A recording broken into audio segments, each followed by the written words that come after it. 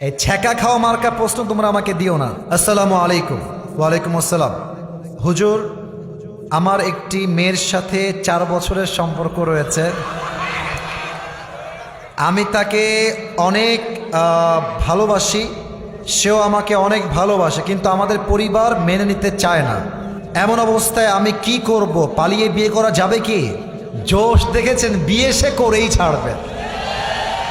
আমি আমার বাবা এবং মাদেরকে বলবো যে যাকে পছন্দ করে নিজ দায়িত্বে মিলিয়ে দেন, বাধা হওয়ার চেষ্টা করবেন না।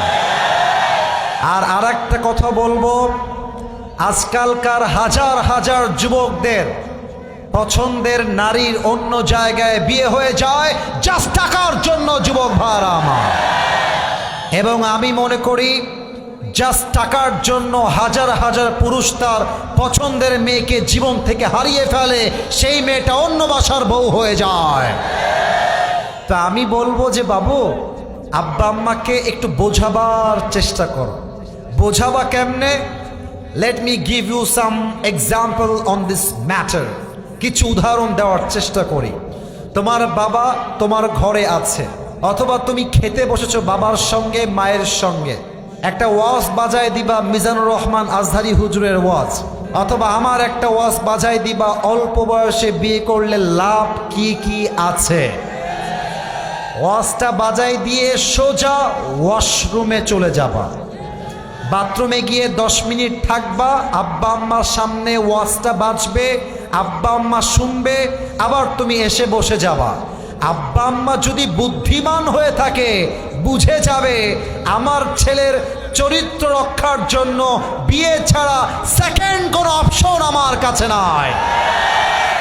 2 নাম্বার, আর একটা কথা প্রত্যেকটা যুবককে বলতে চাই, যদিও এই কথা মিডিয়ায় তোলপাড় শুরু হয়ে যেতে পারে, এটা আমি জেনে বুঝেই বলছি এবং নিজের আকল দিয়ে মেধা দিয়ে বলছি।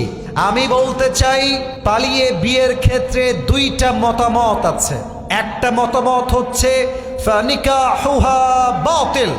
হাদিসের শব্দটা হচ্ছে এরকম যে তার বিয়েটা বাতিল হয়ে যাবে। তবে হানাফি মাযহাবের মত অনুযায়ী পালিয়ে বিয়ে করলে বিয়েটা জায়েজ হবে। 2টা মতামত এই ক্ষেত্রে আছে। আমি উভয় মতামতকে শ্রদ্ধার সাথে সম্মানের সাথে রেখে বলছি, যদি আব্বা আম্মা দেখে যে আমার ছেলেকে বিয়ে না দেওয়ার জন্য, আমার মেয়েকে বিয়ে না দেওয়ার জন্য আমার ছেলে জেনায় জড়াচ্ছে, আমার ছেলে অবৈধ হারাম সম্পর্কে জড়াচ্ছে, in spite of knowing all these things, এই সব কিছু জেনেও যদি আব্বা আম্মা বিয়ের উদ্যোগ না নেয়, এলাকার আলেমকে ধরে এনে পছন্দের মেয়েকে 3 কবুল পড়ে বিয়ে করে ফেলবা। আমি কেন বললাম এই কথা? আমি বিশ্বাস করি আব্বা আম্মা যদি জেনা দেখেও বিয়েতে না চায়, ওই আব্বা আম্মার আদেশের চাইতে জেনার থেকে বাঁচা আমার জন্য 1000 গুণ বেশি ফরজ। যুবক ভাইরা বলো। এই জন্য 2 নাম্বার অপশনে যদি তোমার কাজ না হয়, আলেম ওলামাকে নিয়ে এসে বুঝাবা। না বুঝলে মরদ মানুষ, নিজের টাকা কামাই করবা, বউকে নিয়ে থাকবা। আব্বা আম্মা মানবে না মানে অবশ্যই মানতে বাধ্য হবে। যুবক ভাইরা বলো।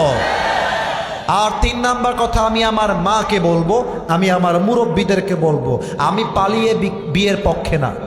আমি আবারও বলছি, আমি সেই পক্ষে যেই পক্ষে আব্বা আম্মার দোয়া নিয়ে বিয়ে হয়, আমি সেই পক্ষে। আমি চাই প্রত্যেকটা যুবক আব্বা আম্মার বিয়ে নিয়ে দোয়া করুক।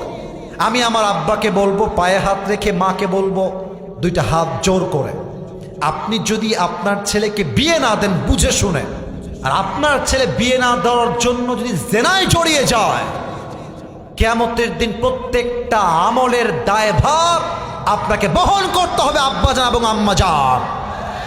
আল্লাহ আমার আব্বা আম্মাকে বোঝার তৌফিক দান করুক।